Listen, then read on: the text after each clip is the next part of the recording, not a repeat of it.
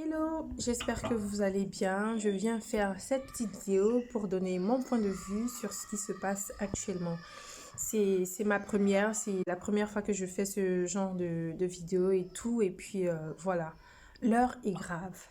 Oh, non mais je suis choquée, je suis outrée, je suis débitée, je suis genre perplexe.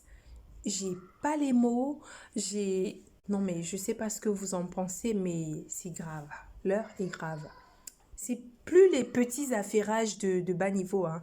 Là, c'est au haut niveau. C'est un très haut niveau. Vous imaginez le scandale mondial? What? Non mais ça c'est pire que la Troisième Guerre mondiale, au fait. Non mais vous imaginez l'ampleur de ce dégât, de ce scandale? Mais c'est grave. Attends, mec, mais d'où t'es chez toi, en tout cas de toute mon existence, de toutes les choses, tu vois un peu du listing, qu'on dit les trucs à faire de toute sa vie, de toute mon existence, je me suis jamais assise et dans ma liste des choses à faire, j'ai dit, ben, de toute ma vie avant de mourir, faut que je gifle le président de la République. Non mais mec, à quoi tu pensais? Ça c'est un dégât mondial. Attends, tu gifles le président de la République? En plus, pas de n'importe quel pays. Le président de la République de la France.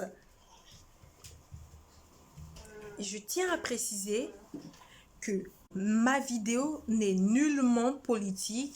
Je ne viens pas pour défendre qui que ce soit. Je donne juste mon point de vue. Et j'étais en train de dire, ça c'est pire que la guerre, la Troisième Guerre mondiale. C'est pire que coronavirus. Mais c'est un scandale pas possible.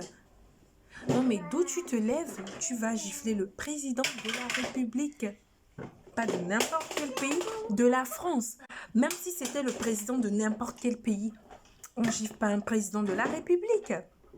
En fonction. Je sais pas. Après, le mec, il a ses raisons. Je ne défends ni le président, ni le mec. Mais je donne mon point de vue sur voilà, le respect de l'être humain, de la personne, de l'homme grand H. Et puis voilà.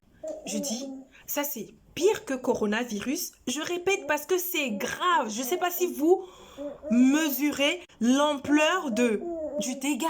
Dégâts, comme les Ivoiriens le disent. C'est gâté. Non mais vous imaginez à quel point le mec, il a décrédibilisé le président aux yeux de tous, aux yeux et aux vues de tous, aux yeux de la population, aux vues du monde entier. C'est grave. Au fait, de toute mon existence, de toute ma personne dans ma petite cervelle, à aucun moment j'ai même pensé qu'une personne pouvait gifler un président de la République. Tu vois un peu le topo? Tu captes ou pas? Donc voilà, je devais faire cette vidéo, je tenais à faire cette vidéo, c'est comme ça et puis j'ai donné mon point de vue. Je répète, elle n'est nullement politique, je donne mon point de vue en tant que personne, en tant que citoyenne et puis voilà.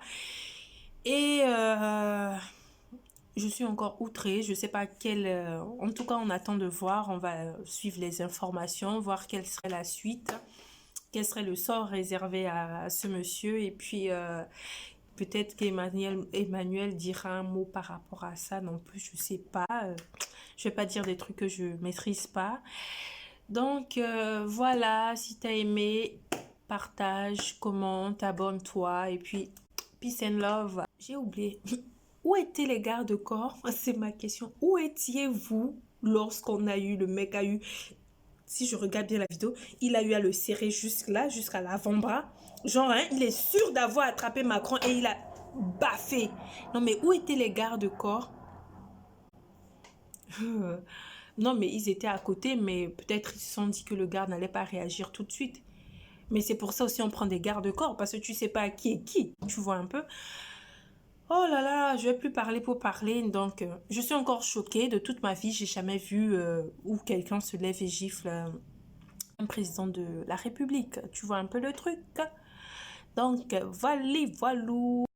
Dégâts, dégâts, dégâts, comme les Ivoiriens disent. On peut faire ça. On peut faire ça. Non, mais le mec, t'as mangé quoi? T'as fumé quoi? T'as rasé ta moquette avant de sortir? T'as sniffé quoi? Ta moquette? Qu'est-ce qui n'a pas marché? T'as fumé quoi? T'as mis quoi dans tes oreilles? La farine de blé? Qu'est-ce qui est passé dans tes yeux? Le sérum physiologique? D'où tu te lèves chez toi dans l'intention d'aller agresser Emmanuel Macron. C'est qui Emmanuel Macron? Le président de la France. Attends, t'as pensé à quoi? Tu viens gâcher ta vie juste pour une baffe? Finir ta vie entre les barreaux? T'as pensé à quoi? C'est un dégât digne des films indiens. Je vous montre un peu. Vous voyez un peu les films indiens, comment ça se passe, qu'on fait...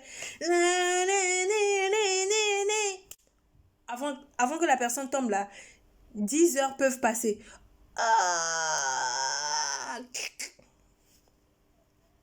Donc, dégâts digne d'un film indien, digne d'un film hollywoodien. Je n'ai même pas les mots. Dégâts, c'est gâté. Il n'y a pas les mots. C'est pire que coronavirus. C'est pire que la Deuxième Guerre mondiale, que la Troisième Guerre mondiale. Je me demande s'il y aura la Cinquième Guerre mondiale. C'est pire que la Cinquième Guerre mondiale. C'est pire. Imaginez-vous ce que les autres présidents sont en train de penser aujourd'hui. Comme si on gifle ton père devant toi. Parce que je suppose qu'il est le père du pays, le père de la nation. Comme on dit, dans toute famille, dans toute maison, dans tout pays, il doit avoir un chef de famille. Lui, c'est comme le chef de la famille. D'où tu te lèves, tu gifles le chef de la famille. Je me demande si c'était un président africain. Vous voyez, les présidents africains là, les papas africains, vous voyez comment on nous tapait avec la ceinture avant? Oh, où sont les Africains?